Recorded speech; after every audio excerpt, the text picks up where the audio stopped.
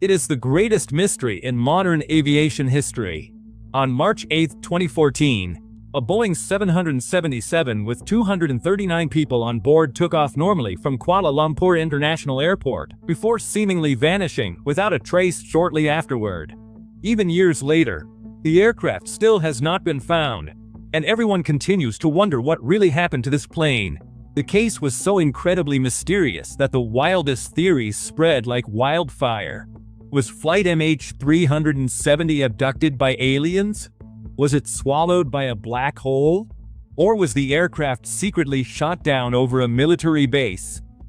But today, nearly 12 years on, the mystery may soon be solved by top experts, fresh data analysis, and underwater robots.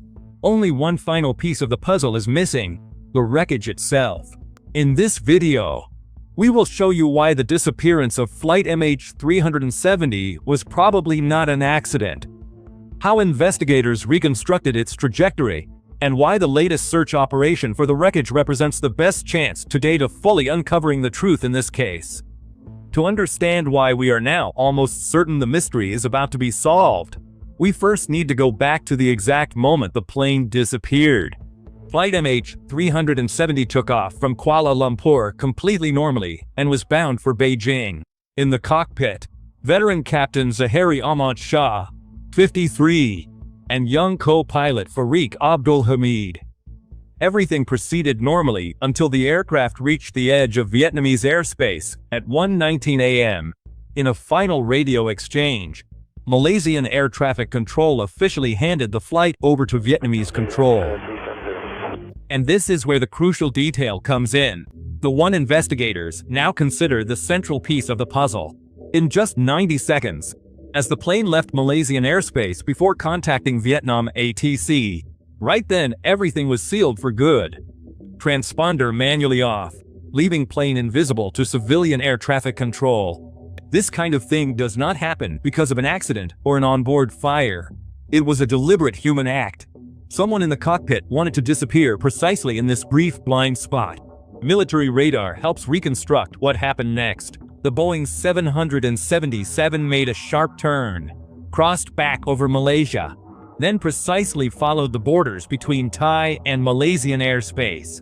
Experts call this maneuver border hugging. In other words, flying along borders to avoid being detected. He flew that way just to avoid detection. At that moment, the aircraft must have been actively controlled. And another disturbing detail is chilling. When the plane began its sharp turn over the Malaysian island of Penang, the captain's home region, a ground-based cell tower briefly picked up the co-pilot Fariq Abdul Hamid's phone for a few seconds. This is key. It shows the plane, at least briefly, flew low enough to pick up a signal from nearby towers. Some criminal psychologists see a possible emotional motivation in this. Did the pilot want to take one last look toward home before disappearing forever with the plane? For a long time, many thought the aircraft might have headed north, toward Kazakhstan. But this mystery is now solved. Though the pilot cut communications, he either left one channel on, or couldn't shut it off. It is the famous satellite system handshake signals. They are automatic signals sent at regular intervals to a satellite. In fact, the aircraft kept sending a signal to the satellite once an hour for another 7 hours. From this data, we rebuilt a clear path.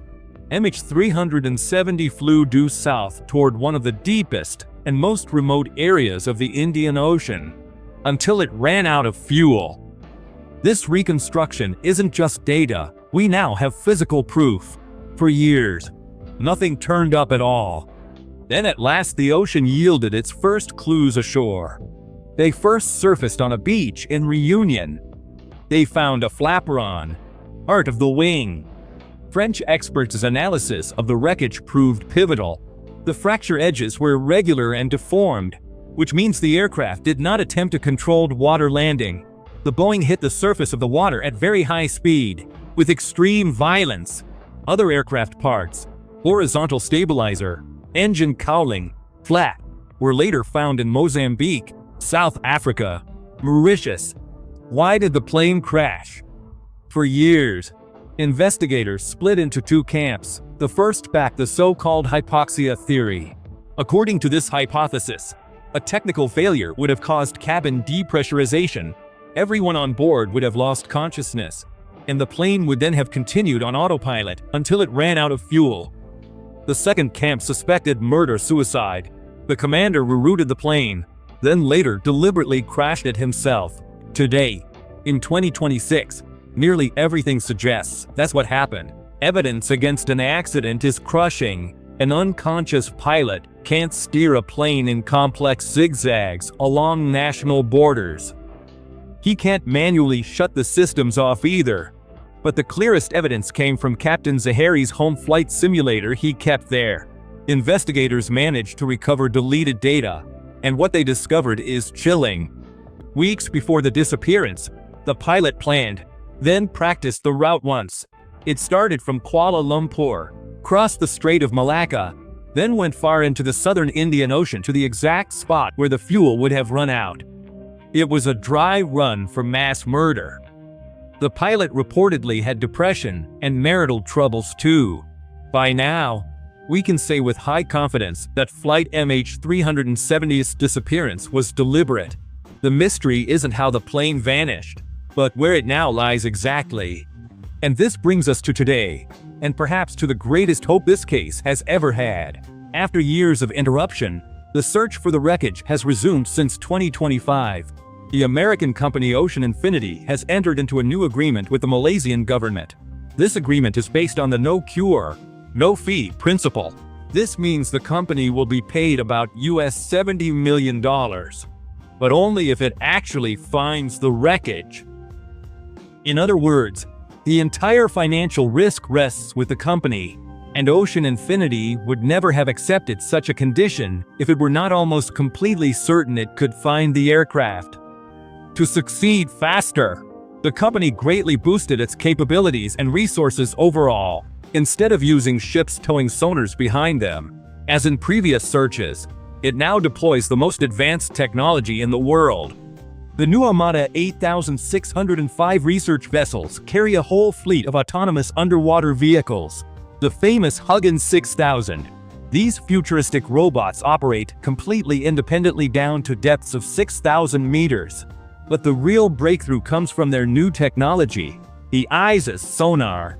Older sonar systems often showed the seabed only in a blurry way and from an unfavorable angle.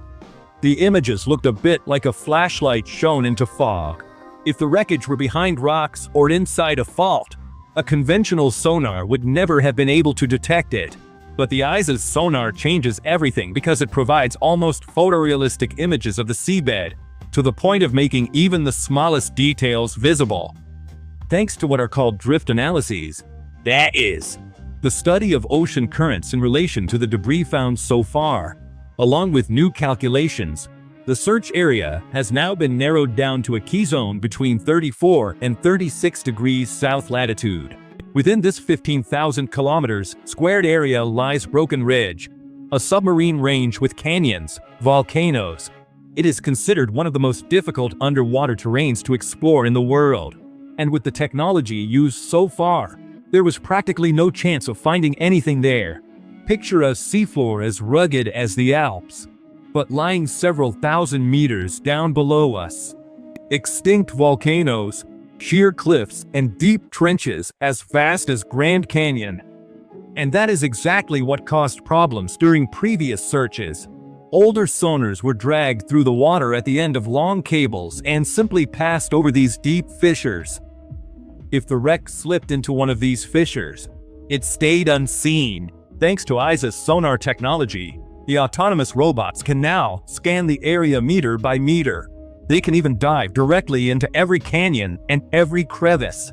In short, if the plane lies somewhere in this zone, where, as noted, all clues now point, then for the first time, tech that can truly locate it is finally operating in the field, even across the harshest terrain. Oh, here's where things stand. Over a decade after MH370 vanished, we know the plane kept flying for hours longer than expected. We know from the debris that it broke up in the Indian Ocean. We have evidence showing that the captain had rehearsed this exact maneuver on a simulator. Analyses and calculations significantly narrowed the search area now, and we now have robots in the field capable of examining the seabed meter by meter, even in the worst possible conditions. What the entire world has considered an unsolvable mystery since 2014 has now turned into something that feels almost certain.